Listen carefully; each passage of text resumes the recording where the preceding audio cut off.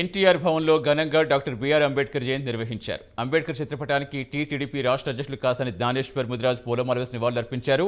అంబేద్కర్ రాసిన రాజ్యాంగానికి తూట్లు పొడుస్తున్నారని జ్ఞానేశ్వర్ ఆరోపించారు. అన్ని కులాలకు కుల ప్రాతిపదికన రిజర్వేషన్లు పెట్టాలని డిమాండ్ చేశారు. 9 నెలల్లో రాజ్యం వెళ్లిన వ్యక్తి ఎన్టీఆర్ని గుర్తు చేసుకున్నారు. ఈ దేశాన్ని ఐక్యం గుంచడంలో అంబేద్కర్ పాత్ర చాలా కీలకమైందన్నారు.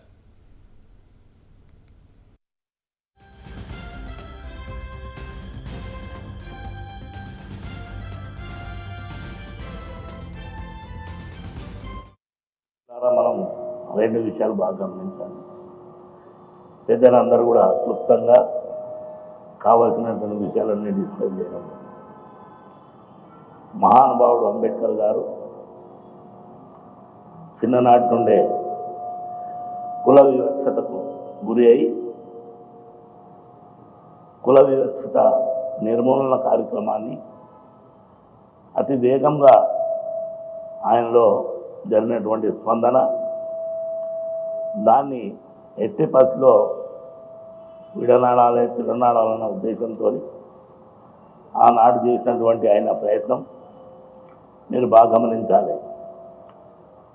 మనకందరికీ తెలిసినంత వరకు చాలా ఉన్న వాళ్ళకి తెలిసింది, ఆ రోజు గుళ్ళకు కానీ గోపురాలకు కానీ మరి బీదవాళ్ళు పోయే పరిస్థితి లేదు.